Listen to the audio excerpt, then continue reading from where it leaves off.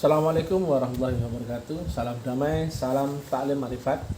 Kali ini adalah edisi ke-15. Judulnya adalah kaji berbeda dengan makom. Artinya nggak harus sama dengan makom. Nah, karena apa? Ini ilmiahnya. Jadi kaji itu adalah sesuatu yang terijazahkan. Nah, ibarat kita mau menuju dari A menuju B, taruhlah dari A menuju B. Ketika kita ada di kondisi A atau di startingnya adalah A, tetapi ijazahnya adalah berupa alatnya sudah dikasih, jalannya sudah dikasih tahu, izin SIM-nya sudah dikasih, guru pembimbingnya sudah diberikan. Tetapi jika tidak ada action dari si A atau dari start A, maka dia nggak mungkin bisa sampai dengan B secara otomatis. Inilah mesti ada adaptasi. Jadi belum tentu seorang dia kaji A itu sama dengan makomnya A, belum tentu. Atau B makomnya otomatis B, belum tentu. Jadi kaji adalah seseorang yang telah diijazahkan di level tertentu dengan A tertentu, jalan tertentu, SIM-nya dan sebagainya. Tapi untuk menuju B dia mesti berproses. Nah, karena ini adalah tentang ilmu kerohanian, lagi-lagi adalah mesti lewat kuantum. Kalau nggak kuantum tetap hanya ada jalan di tempat. Walaupun angan-angannya sudah tinggi, ilmu pengetahuan sudah tinggi, tapi kalau nggak terjolok makomnya, sama saja dia jalan di tempat. Logikanya begini. Jika di alam akal sadar, lagi-lagi kita bahas, adalah antara 0 sampai 100. Maka guru itu ada di atasnya ini. Bukan di sini loh ya.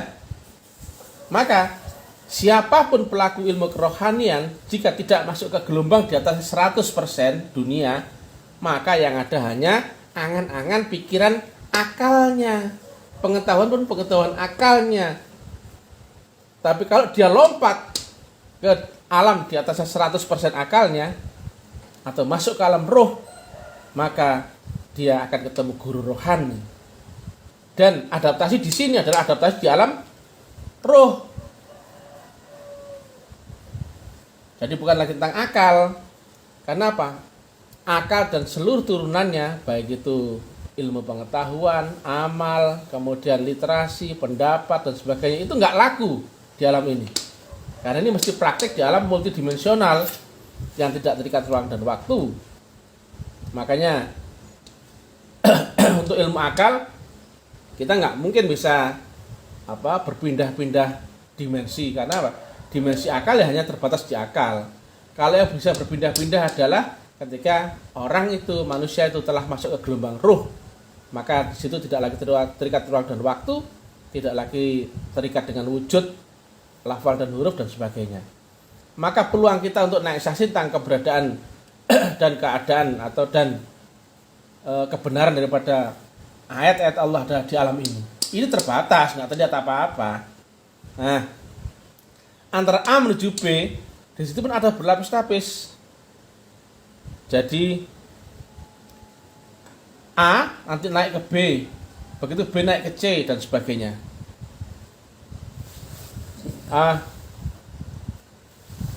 Jadi kaji itu harus diaplikasikan, yaitu ada adaptasi.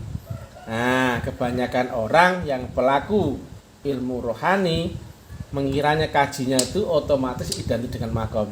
Tidak. Seorang yang ada di Surabaya misalkan, nah, makomnya Jakarta tujuannya. Nah, walaupun di Surabaya sudah dikasihlah kendaraan, dikasihlah SIM, dikasihlah guru atau guider, dikasihlah alat yang lain, kemudian dikasih tahulah jalannya dari A menuju B dan Pantura. Tapi kalau orang itu tidak pernah melakukan trip atau perjalanan, maka impossible si fulannya kajinya ini akan sampai pada Jakarta. Cuman mimpi, cuman khayalan, cuman akal, cuman subjektif. Orang banyak terjebak di sini akhirnya. Merasa tua, merasa superior, merasa lebih, merasa status quo, merasa benar, merasa apa. Itu cuman angan-anganmu sendiri. Rasa-rasa dia telah disampai di sini. Ternyata dia cuman naik treadmill. Rasa-rasanya dia lari, ternyata dia jalan di tempat. Asal tidak pernah melompat ini berarti nggak ada ilmu rohani. Nah, jadi begitu ya. Hati-hati. Kaji apapun tingginya setinggi langit, tapi kalau nggak dipraktekkan zong, bahkan azabnya atau sisanya akan lebih pedih daripada orang yang belum berrezeki masuk tarekat. Karena perkara halus dan janji Allah, hukumnya adalah Allah akan gantikan kaum dengan kaum yang lain apabila dia tidak berjihad di jalan Allah Ta'ala. Demikian yang bisa kami sampaikan, mudah-mudahan bermanfaat. Salam damai, salam persaudaraan, salam ta'lim ma'rifat. Ilahi anta maksudi wa ridha kawan. Assalamualaikum warahmatullahi wabarakatuh.